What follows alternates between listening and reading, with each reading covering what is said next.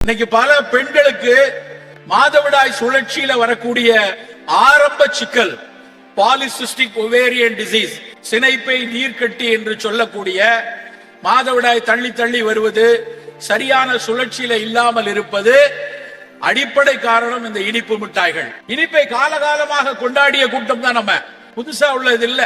ஆனா இப்படித்தான் இந்த சாக்லேட்ல தான் கொண்டாடணுமா?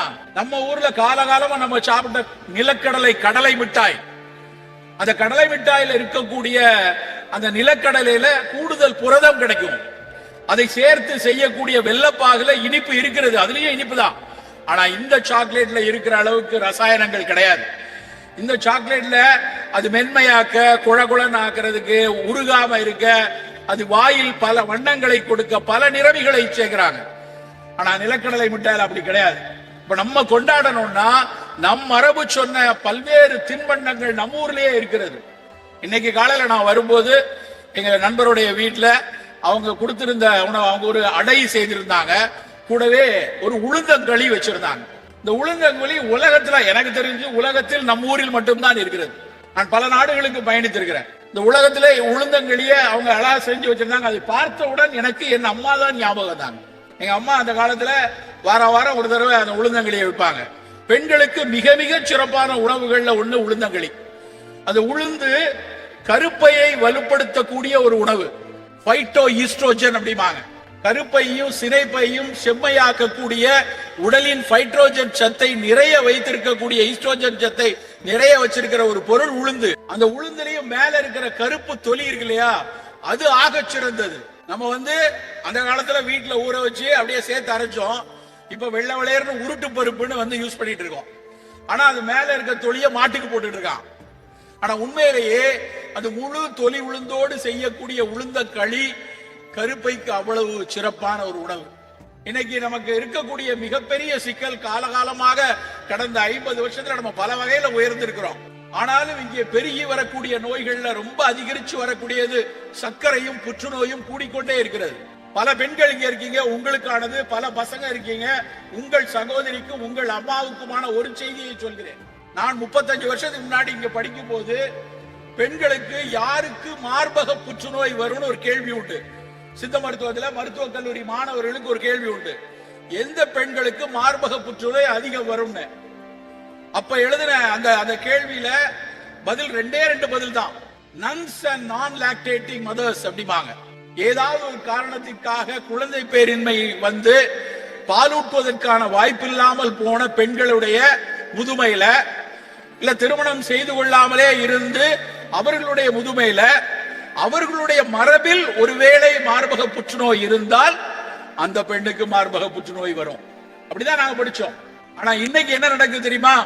30 to 35 வயதில் இருக்கிற பாலூட்டி கொண்டிருக்கிற பாலூட்டிய தாய்மார்களுக்கு மார்பக புற்றுநோய் வருது. என்ன நடக்குது? 30 வருஷத்துல இவ்வளவு பெரிய மாற்றம் ஏன்? உணவில் நடந்த மாற்றங்கள் நண்பர்களே. நம் சாப்பிடக்கூடிய தினம் தினம் கொண்டாட்ட மனோபாவத்தில் இதுதான் ருசி, இதுதான் சிறப்பு என சாப்பிடக்கூடிய ஒவ்வொரு உணவிலும் ரசாயன கூறுகள் ஒளித்து ஒளித்து வைக்கப்படுகிறது, அவசியமில்லாமல் சேர்க்கப்படுகிறது. ரசாயனத்துக்கு நான் ஒன்றும் எதிரி இல்ல. பல்வேறு உயிர்காக்கும் மருந்துகள் ரசாயனங்கள்ல இருந்தா வருது, தப்பே இல்ல. பல்வேறு வளர்ச்சிக்கு ரசாயனங்கள் வேணும், தப்பே இல்ல. ஆனா வாய்க்கு ருசியாக இருக்கணும், பார்க்கறதுக்கு அழகா இருக்கணும்னு ஒரு ரசாயனம் நமக்கு அவசியம் இல்லை நண்பர்களே. அப்ப நம்ம சாப்பிடக்கூடிய ஒரு பொருளையும் உற்று பார்க்க வேணும். ஒரு மார்பக புற்றுநோய் என்பது அன்னைக்கு அவருக்கு வரக்கூடிய அவதி மட்டும் இல்ல, இன்னைக்கு அது 100% குணப்படுத்தக்கூடிய நோய். ஒருவேளை ஆரம்ப கட்டத்தில் கண்டுபிடிச்சிட்டோம்னா சரியான சிகிச்சையில 100% வெளியே வந்துடலாம். ஆனால் எல்லா புற்றுநோய்களும் அப்படி அல்ல. பல புற்றுநோய்களுக்கு இன்னைக்கும் முழுமையான தீர்வு இல்லாமல் அவதிப்பட்டு கொண்டிருக்கிறாங்க. அப்படியே தீர்க்க முடியும் என்றாலும் மிகப்பெரிய பொருளாதார வசதி வேணும். பெண் குழந்தைகளுக்கு மாதவிடாயில் நடக்கக்கூடிய சீர்கேடுகள் இன்றைக்கு மிக மிக அதிகமாக வந்துட்டு இருக்கு. மாதவிடாயில் இருக்கக்கூடிய சீர்கேடுகள் வெறும் குழந்தை பிறப்பிற்கான ஒரு பிரச்சனை மட்டும் கிடையாது. ஒரு பெண்ணினுடைய இயல்பான ஆரோக்கியத்திற்கு மாதவிடாய்ங்கிறது ரொம்ப ரொம்ப சரியாக சீராக இருக்க வேண்டிய ஒரு விஷயம். இதை எப்படி எதிர்கொள்கிறது அப்படின்னு பார்த்தோன்னா, முதல்லையே மாதவிடாய் துவங்கிய காலத்தில் இருந்தே உணவில் அக்கறையாக இருக்கணும்.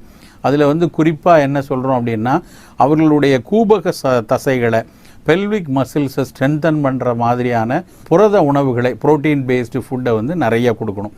அதுலேயும் குறிப்பாக பாரம்பரிய உணவுகளில் ரொம்ப வலியுறுத்தி சொல்கிறது வந்து உளுந்தும் கருப்பட்டியும் சேர்ந்த களி கொடுக்கறது.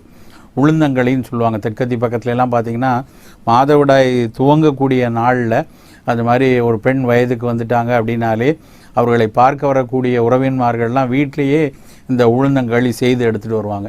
இந்த உளுந்தங்களிங்கிறது வெறும் உளுந்து மாவு, கொஞ்சம் அரிசி மாவு சேர்த்துப்பாங்க. நல்ல பனங்கருப்பட்டியில் பாகு எடுத்து அதில் இந்த மாவை போட்டு நல்லெண்ணெய் விட்டு கிண்டி களியாக உருட்டி எடுத்துகிட்டு வருவாங்க. இந்த களி வந்து ரொம்ப இரும்பு சத்து அதிகமாக கொடுக்கும், நிறைய கூடுதல் புரதம் கொடுக்கும் அப்படின்னு மட்டும்தான் ரொம்ப நாள் நினச்சிக்கிட்டு இருந்தாங்க. ஆனால் இன்றைக்கு அதை இன்னும் கூடுதல் ஆய்வு செய்து பார்க்கும் பொழுது அந்த பெண்ணுக்கு தேவையான அந்த ஃபைட்டோ ஈஸ்ட்ரோஜன் கூட அந்த உளுந்தங்களியில் இருக்கக்கூடிய உளுந்த மாவில் கிடைக்கிறத இன்றைய உணவியலாளர்கள் வந்து கண்டுபிடிச்சிருக்காங்க. அந்த அளவுக்கு சிறப்பான ஒரு உணவு வந்து உளுந்தங்களி. வீட்டில் வந்து ஒரு பெண் இருக்கிறாங்க, அவங்களுக்கு மாதம் மாதவிடாய் வருதுன்னா கரெக்டாக அந்த மாதவிடாய் எதிர்பார்க்கக்கூடிய 2-3 நாட்களுக்கு முன்னதாகவே நல்ல உளுந்தங்களியோ இல்லைன்னா உளுந்தங்கஞ்சி, இந்த ரெண்டுமே செய்து கொடுக்கலாம். உளுந்தங்கஞ்சி செய்யும் பொழுது வந்து இப்போ நம்ம கடையில் தோசைக்கு உருட்டு பருப்பு கிடைக்கிற மாதிரியான பருப்பை வாங்காமல் தொலி உள்ள உளுந்தம்பருப்பு, கருப்பு தொலி உள்ள உளுந்தம்பருப்பு வாங்கி அதை வந்து அரிசியோடு சேர்த்து கஞ்சியாக்கி அந்த உளுந்தங்கஞ்சிக்கு தொட்டுக்கிடதுக்கு வந்து எள்ளு துவையல் சேர்த்து கொடுக்கணும். அப்போ எள்ளும் அந்த பெண்ணுக்கு நல்லது, உளுந்தும் நல்லது. இந்த உளுந்தங்கஞ்சி எள்ளு துவையலாக வச்சு அந்த பெண்ணுக்கு கொடுத்தோன்னா அவங்களுக்கு சரியாக இந்த மாதவிடாயும் ஒரு 3-4 நாட்களுக்கு சரியான அளவிலான இரத்தப்போக்கு கொடுக்கும். அடுத்த மாதவிடாய் சரியாக வருவதற்கான ஒரு உடல் உறுதியையும் அந்த உளுந்தங்கஞ்சி கொடுக்கும். இது தவிர பெண்ணுக்கு மாதவிடாய் துவங்கிய காலத்திலிருந்தே இரும்பு சத்து சரியாக கிடைக்கிறதா அப்படிங்கிறத உறுதிப்படுத்திக்கணும். இரும்பு சத்துன உடனே நம்ம எல்லாருக்கும் ஒரு அயன் டானிக் கொடுக்கணும்னு அவசியம் இல்லை. இன்னொரு விஷயம் என்ன அப்படின்னா, அயன் டானிக் நிறைய கொடுத்தோன்னா தேவைக்கு அதிக அளவில் இரும்பு சத்து போனால் அதுவே ஈரலை பாதிக்கும் அப்படின்னு சொல்கிறாங்க. அதனால் சரியான அளவில் இரும்பு சத்தை பெறுறதுக்கான ஒரு சரியான வழி வந்து உணவில் அதில் அக்கறையோடு இருக்கிறது தான். அப்புறம் ரொம்ப சில பேருக்கு வந்து வெள்ளைப்போக்கு இருந்துக்கிட்டே இருக்கும் மாதவிடாய்க்கு முன்னாடி. அது மாதிரி வெள்ளைப்படுதல் இருக்கவங்களுக்கு நல்ல வெள்ளை பூசணிக்காய் கூட்டு, ஒயிட் பம்கின்னு நம்ம இப்போ சூறைக்கெல்லாம் வெளியே உடைக்கிறாங்க, தெற்கத்தி பகுதியில் தடியங்கான்னு சொல்லுவாங்க. அந்த வெள்ளை பூசணியை வந்து பாசிப்பருப்போடு சேர்ந்து கூட்டு மாதிரி செய்து அந்த பெண் குழந்தைகளுக்கு வாரத்துக்கு 2-3 நாள் கொடுத்துட்டு வந்தோன்னா மாதவிடாய்க்கு முந்தைய அந்த வெள்ளைப்படுதல் பிரச்சனை சரியாகும். ரொம்ப அதிக இரத்தப்போக்கு இருக்குது அப்படின்னா அடிக்கடி வாழைப்பூ செய்து கொடுக்கணும். இந்த வாழைப்பூவை வந்து நல்லா ஸ்டீம் குக் பண்ணிவிட்டு அதில் நல்லா வெங்காயம் தக்காளிலாம் போட்டு ஏதாவது பொரியல் மாதிரியோ கூட்டு மாதிரியோ செய்து கொடுத்தோன்னா அந்த வாழைப்பூவில் நிறைய துவர்ப்பு தன்மை இருக்கும். துவர்ப்பு தன்மை அதிக இரத்தப்போக்கு போகிறத குறைக்கும். ஸோ இரத்தப்போக்கு குறையிறத போக்கு அதிகமாக போகாமல் சரியான அளவில் போகிறதுக்கும் அந்த வாழைப்பூ வந்து உதவியாக இருக்கும். ஸோ உணவில் இத்தனை அக்கறைகளையும் முதல்ல இருந்தே எடுத்துகிட்டு வந்தோன்னா மாதவிடாய் சரியான சீரான அளவில் செய்து கொண்டு வரும். உடல் எடை அதிகரிக்காமல் பார்த்துக்கொள்வது, தைராய்டு சுரப்பு இருக்குதா, தைராய்டு சுரப்பு மிக குறைவாக இருக்கிறதா இல்லை அதிகமாக இருக்கிறதா அப்படிங்கிறதையும் சோதித்து கொள்வதும், அவர்களுக்கு இர்ரெகுலர் மென்ஸ்ட்ரேஷனில் ஏதாவது பிரச்சனை இருக்கா, பின்னணி காரணங்கள் ஏதாவது இருக்காங்கிறத தெரிஞ்சுக்கிறதும் அதை முழுமையாக சரி செய்வதற்கு உதவியாக இருக்கும். எப்படியாக இருந்தாலும் ஒரு நல்ல மாதவிடாய் சீராக நடப்பதற்கு உணவு ரொம்ப ரொம்ப உறுதியான மிக அவசியமான ஒன்று. அதை இதுபோல் தேர்ந்தெடுத்து செய்தோன்னா மாதவிடாய்ங்கிறது ஒரு பிரச்சனைக்குரிய ஒரு விஷயமாகவே எப்பொழுதும் இருக்காது.